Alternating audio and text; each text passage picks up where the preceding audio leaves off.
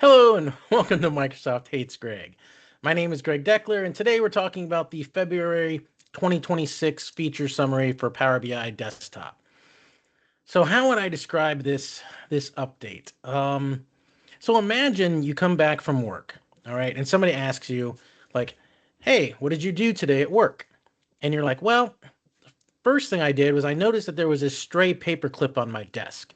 So I took that paper clip and I picked it up and I opened my drawer and I put the paper clip away where it's supposed to go.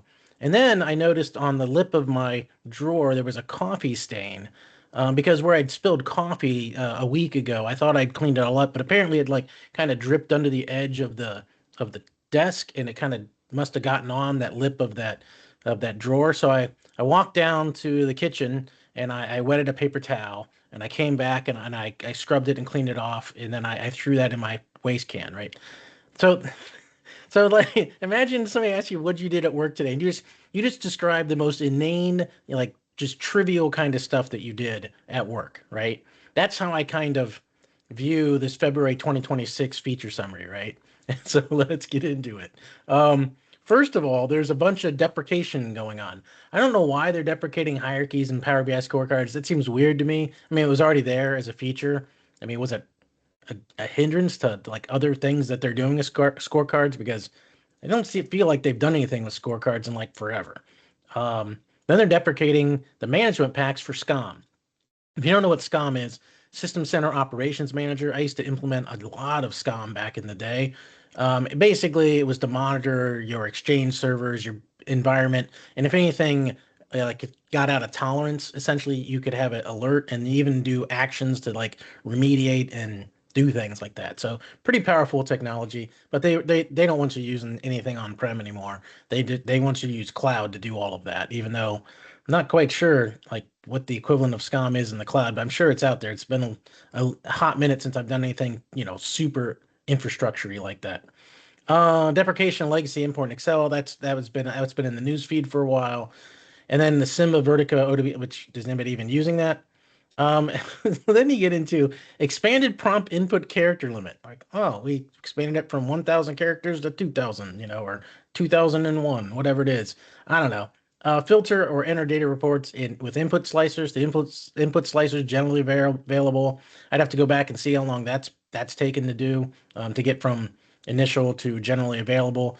Then there's paste selections in any report slicer, which makes sense for an input slicer, makes sense for like a list slicer, right? But I don't know if it makes too much terrible sense for any other slicer. Apparently, we've lived without it in the slicers for like forever, and I've never heard anybody complain that like I have this list, of three values, and I wish I could paste something in there and have no one's mentioned it, right?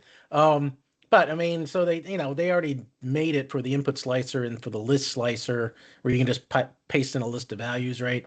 So I guess they extended it to the other slicers as well, even though it doesn't work always. Like for example, if you do a between slicer, you can't paste into it. I tried. Like I thought I have a slicer between 1 and 10. I have values 1, 2, 3. Copy it from Excel, paste it in. Nope, doesn't work. It doesn't care. It just doesn't care. Then there's card visual updates. Like it's all this. They increased the default callouts from 5 to 10, and so they want to crow about it. And that's a major accomplishment, for Power BI Desktop in this February release. It's insane. Fonts compatible with non-Windows devices for Power BI. That sounds more like a bug fix. Like, hey, I specified Segoe UI, but on non-Windows it does something different versus load Segoe UI. It's like that seems like a bug fix to me. Conditional formatting dialog updates again, very kind of minor stuff. Good, I guess that you're improving that. I guess improved error dialogues, right? Azure map visual updates. This one's kind of interesting in terms of they're talking about uh, the speed of rendering, which is atrocious in Azure map visuals to begin with. Um, and to give you a sense of that, right? So this is a video I did on visual grudge match, and I think I have this right here. So filled map, right? And this is the Azure filled map. Is 123, you know, milliseconds versus the bubble map was 60 milliseconds. And that was obviously the top one, two, three, four, five. In the top five, along with the narrative, right? And the new card at the time, although they've improved the rendering on that as well, supposedly. But yeah, they were like top five as far as like how slow they were. And then I did another one where I kind of compared it to the original field map. So you can see here the Azure field map is 82 milliseconds. The Azure bubble map is 40, basically 40 milliseconds. And that's two times, four times as slow as the original field map and bubble maps, right? So thank God they're doing something to address that because, oof, I mean, so good. Glad you got around to it. Fewer steps to more conversational copilot. Org now feature persistent report filters and it's a preview feature. Reminder update on column sizing and table and matrices. So this is basically that auto sizing.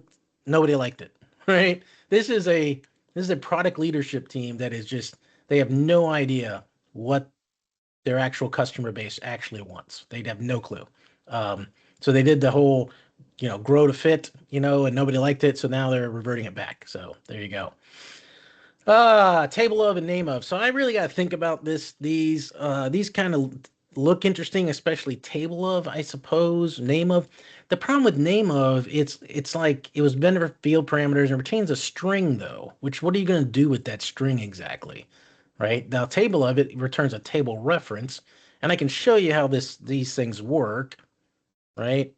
So this is where I was experimenting with slicers and whether you could paste into a between slicer or on or after. So you can create these measures like this. Max table of fact value, right? So you could that is legal. So the table of returns a reference to the fact table, which then allows you to do the value right like that. Okay. So now, but you can't do something like this. So even though it's a reference to a table, you can't just do a max table of fact value and then value. And again, I don't know, I got to really spend some cycles to figure out like what is this actually going to be good for or useful for. So then again, name of, I can do name of fact value, and it returns to me right down here fact value, right? But I can't do things like name of fact value and then return max of name. I hit enter and it's yeah, it doesn't work. So I'm not quite sure the utility of those two. Now, the thing that's surprising to me though, what they left out is that now here I can go here to functions. I can right click and say new function, and then I can define a function. Which that to me is the most interesting thing. I realize it's a minor improvement to a preview feature, but it keeps me out of this, from writing a bunch of code to just to create a function, right? So now I can kind of do it more visually, like how I would do it with a measure, right? I'm not going to use this. I'm not going to use this to write a measure, for example, but you had to use this view in order to write your user defined function. So now they've got it integrated in where I can just, go over here and well, oh, wrong one. Back here. Functions, new function. That didn't exist before. So that is the most interesting thing to me. But again, all these improvements seem like little nitpicky kind of stuff. I don't know. Maybe you disagree. But that's all I had for this video. Hope you enjoyed it, and I'll see you next time.